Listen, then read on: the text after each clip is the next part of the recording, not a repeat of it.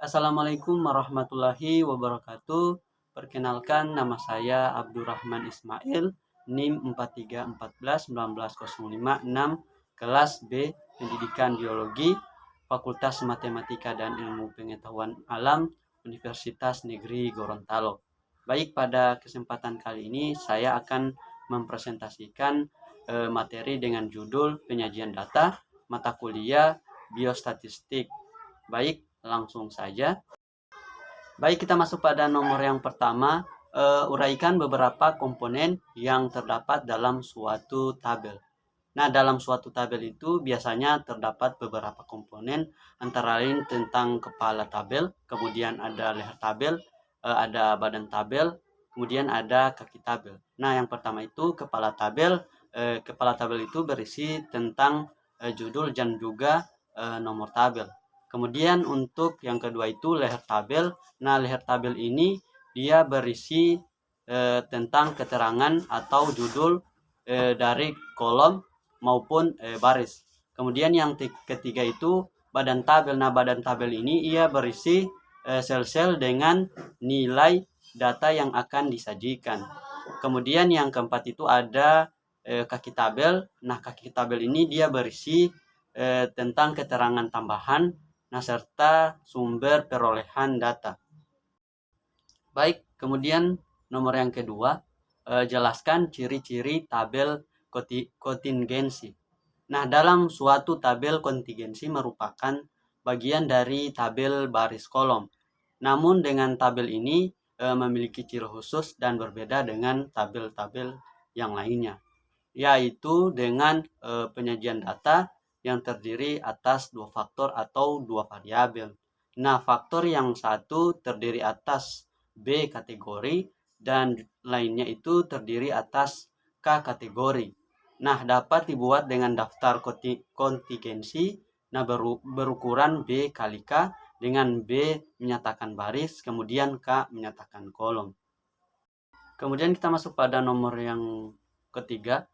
Tentukan jenis tabel yang paling baik untuk menyajikan banyaknya kejadian dalam suatu peristiwa. Nah, di sini saya mengambil suatu tabel frekuensi.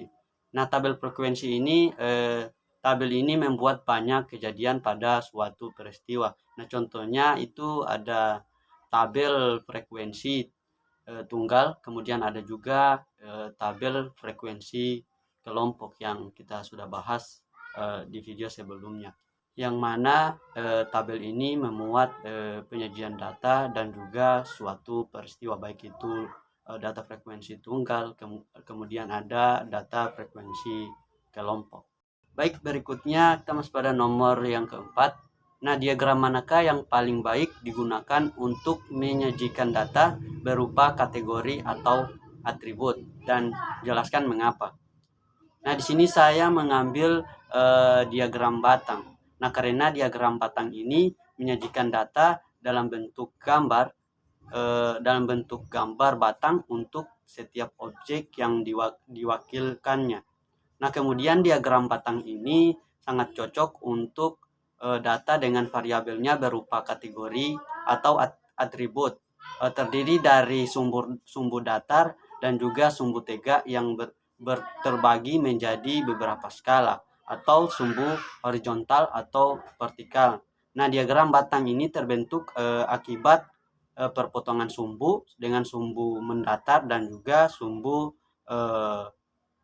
tegak atau horizontal dan vertikal. Kemudian kita masuk pada nomor yang kelima. Nah, penyajian data yang berkesinambungan sebaiknya disajikan dalam bentuk diagram apa, dan jelaskan.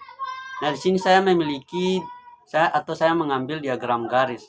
Nah, kenapa? Karena diagram garis ini sangat cocok digunakan untuk memperlihatkan data yang berkesinambungan, misalnya suatu produksi barang per tahunnya.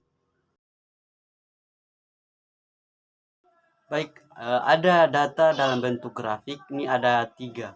Yang pertama itu ada grafik batang, kemudian ada grafik garis, dan kemudian ada grafik lingkaran. Baik, yang pertama itu grafik batang. Nah, grafik batang ini dia memiliki kelebihan, yakni mudah dalam bidang statistik dalam bentuk vertikal dan juga horizontal. Kemudian untuk kekurangan diagram ini, diagram batang ini biasanya hanya menampilkan nilai total atau rata-rata dan tidak menampilkan datanya. Kemudian ada grafik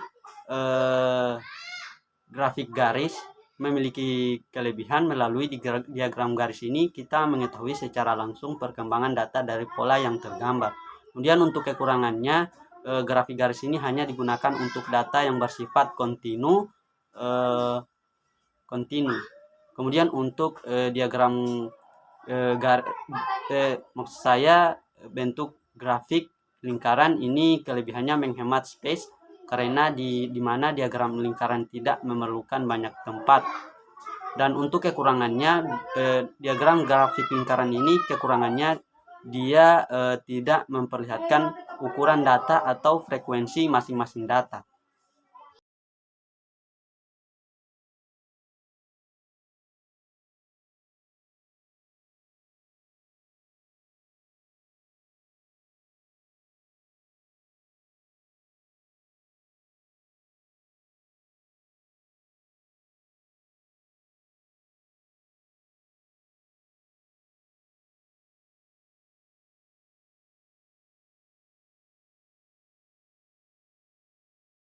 Nah, selanjutnya kita masuk pada nomor yang ke-9, bagaimana teknik membedakan besaran nilai setiap data dalam penyusunan piktogram.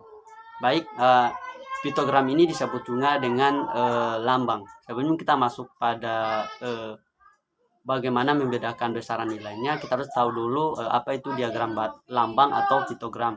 Nah, diagram batang atau piktogram ini adalah penyajian data dalam bentuk gambar-gambar yang mewakili nilai-nilai tertentu.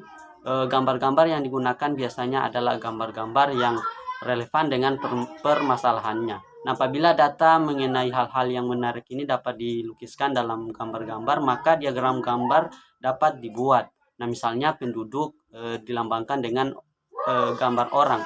Kemudian kendaraan dilukiskan dengan gambar mobil atau sepeda motor, kemudian dan lain-lain. Nah, penyajian data dalam bentuk piktogram ini lebih mudah dalam menjumlahkan karena setiap gambar mewakili jumlah tertentu. Nah, selain itu penyajian data dalam bentuk piktogram ini ya menarik, di mana mempunyai langkah-langkah membuat diagram gambar atau piktogram. Adapun langkah-langkahnya, yang pertama yakni langkah pertama Anda dapat menentukan atau kita dapat menentukan berdasarkan data atau persoalan yang akan disajikan. Kemudian yang kedua, dapat membuat tabel sesuai dengan kebutuhan data yang akan Anda sajikan. Kemudian yang ketiga, setelah membuat tabel, Anda bisa memasukkan data, nilai atau nama, jumlah dan juga gambar pada kolom yang sesuai. Kemudian yang keempat itu, yang terakhir, memberikan keterangan di bawah tabel terkait dengan gambar yang mewakili jumlah data.